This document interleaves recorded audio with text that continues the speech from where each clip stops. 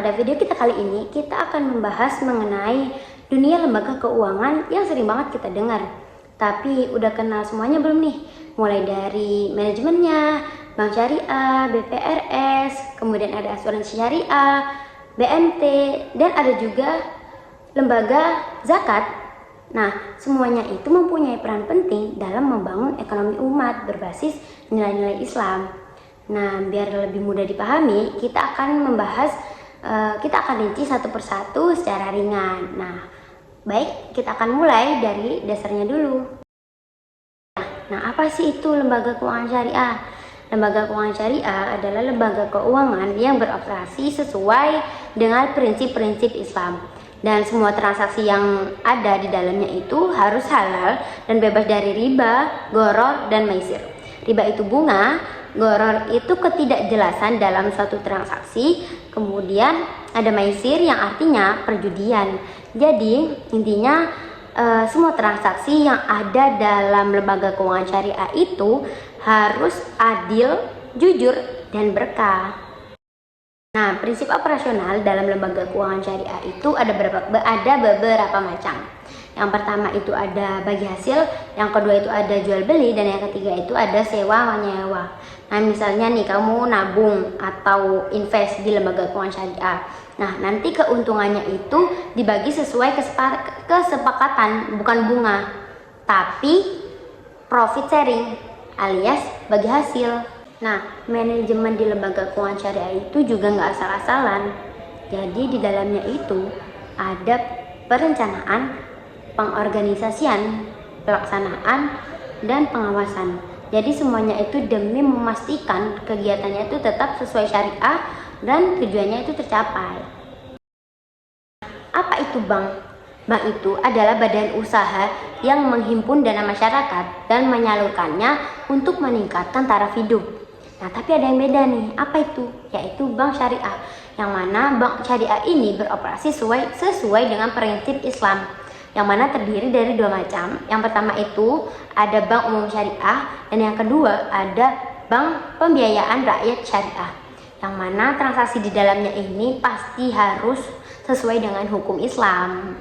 Di Indonesia, Undang-Undang Nomor 21 Tahun 2008 itu menjadi landasan hukum bagi operasional bank syariah. Dan bank syariah itu berfungsi sebagai lembaga intermediasi antara pemilik dana dan pengelola dana.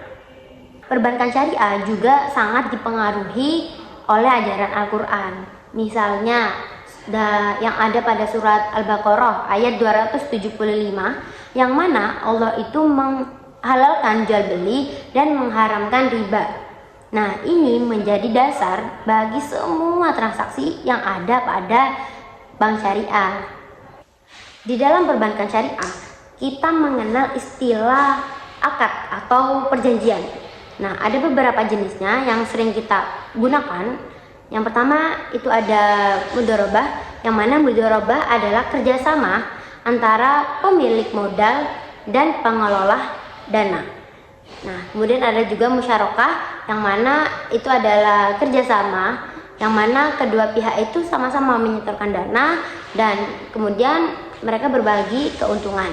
Kemudian juga ada mudharabah, yaitu penjualan barang dengan harga yang disepakati, yang mana akan kita berikan skemanya nanti di akhir. Nah, semua transaksi ini itu harus diawasi agar tetap sesuai secara dengan hukum Islam. Pertama-tama, apa itu BPR Syariah?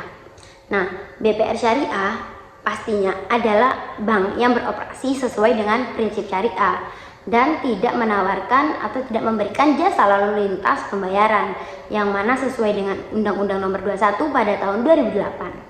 Jadi intinya BPR Syariah ini hanya berfokus pada pembiayaan dan bukan transaksi pembayaran.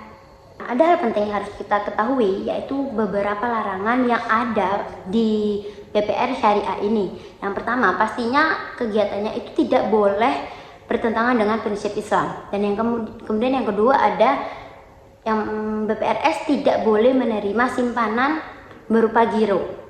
Ada yang ketiga, BPRS ini juga tidak boleh melakukan kegiatan dalam valuta asing atau kecuali penukaran uang, tentunya dalam izin Bank Indonesia. Sekarang kita akan membahas mengenai asuransi syariah yang biasa dikenal dengan istilah takaful. Nah, takaful itu adalah usaha saling melindungi atau saling tolong-menolong melalui investasi, yang mana berbeda dengan asuransi konvensional, yaitu yang mengalihkan risiko atau yang sering kita dengar itu risk transfer. Nah, dalam takaful ini peserta itu saling menanggung risiko antara satu sama lain. Nah, dana yang disisihkan tersebut itu untuk hal ini disebut dana tabaruk. Nah, dana tabaruk ini digunakan untuk membantu peserta yang mengalami musibah. Nah, tentunya pada Al-Quran itu telah disebutkan mengenai konteks asuransi syariah ini, yang mana sering menjadi rujukan dari asuransi syariah ini, yaitu pada surat Al-Baqarah ayat 282, yang mana menekankan pentingnya kejelasan dalam transaksi dan larangan terhadap ketidakpastian. Nah, adapun akad asuransi syariah ini melibatkan akad tabaruk dan akad mudharabah. Jadi apa sih tabaruk itu? Tabaruk itu artinya menyumbangkan atau sumbangan. Nah, yang mana dalam konteks asuransi syariah ini, peserta menyumbangkan sebagian dari kontribusi mereka untuk membantu sesama peserta yang membutuhkan. Jadi ini semua itu dilakukan dengan niat baik tanpa adanya mencari keuntungan. Jadi intinya akad ini itu adalah tentang saling menolong dari berbagai risiko. Keren kan? Implementasi manajemen dalam asuransi syariah ini mencangkup pengelolaan dana dan risiko serta transparansi dalam operasionalnya, dan juga pastinya semua kegiatan investasi itu harus sesuai dengan prinsip syariah dan pastinya diawasi oleh Dewan Pengawas Syariah. Nah, jadi setelah kita bahas mengenai proteksi ini tadi, kita sekarang akan masuk ke pembahasan mengenai lembaga yang sangat dekat sama masyarakat akar rumput, yaitu Baitul Mal wa Tamwil alias BMT. Jadi kalau kalian tahu ada lembaga keuangan di dekat-dekat di daerah pesantren atau desa, nah bisa jadi kemungkinan besar itu adalah BMT. Jadi cangkupannya itu kecil tapi fungsinya itu besar. Beberapa akad yang digunakan dalam BMTE ini yaitu ada beberapa macam. Yang pertama itu yang seperti biasanya ada mudharabah, musyarakah, murabahah. Nah, tapi ada satu yang membedakan dengan bank lain, yaitu ada akad qardul hasan, yang mana pengertiannya itu intinya dalam qardul hasan ini yaitu memberikan pinjaman tanpa jaminan, memberikan pinjaman 100% tanpa jaminan, yang mana nanti akan dijelaskan lebih rinci dalam skema.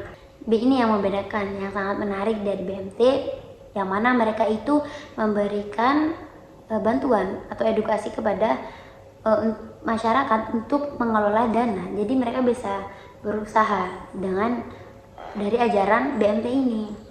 Yang terakhir kita akan tutup dengan lembaga keuangan yang tidak hanya membahas mengenai keuangan, tapi juga keberkahan, yaitu lembaga zakat, yang mana bagaimana harta itu nggak cuma berputar di kalangan orang kaya aja, tapi juga bisa menjadi solusi untuk ketimpangan sosial. Jadi zakat itu adalah harta yang wajib disisihkan oleh setiap muslim untuk diberikan kepada yang berhak. Nah, ini itu bukan hanya sekedar kewajiban, tetapi juga simbol hubungan kita sebagai sesama manusia. Nah, siapa saja yang terlibat dalam zakat ini, yaitu ada dua pihak utama. Yang pertama itu ada muzaki, yaitu pihak yang membayar zakat, dan yang kedua ada mustahik, yaitu pihak yang berhak menerima zakat. Nah, di Indonesia, pengelolaan zakat itu diatur oleh Undang-Undang Nomor 38 pada tahun 1999, yang mana lembaga pengelolaan zakat itu harus berbadan hukum dan memiliki data yang jelas tentang muzaki dan mustahik.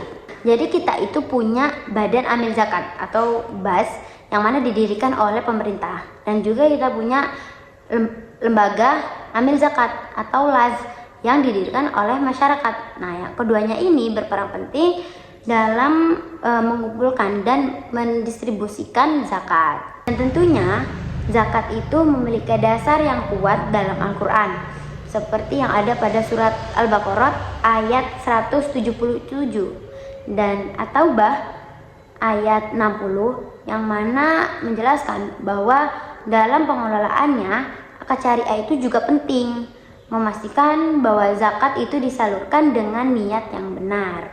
Nah, jadi semoga video ini itu memberi sedikit kepahaman untuk yang menyaksikan video ini. Nah, ini aku akan memberikan beberapa gambar skema dari akad-akad yang telah aku sebutkan tadi. Semoga video ini bermanfaat dan cukup ini. Sekian dari saya. Mohon maaf jika ada salah. Assalamualaikum warahmatullahi wabarakatuh.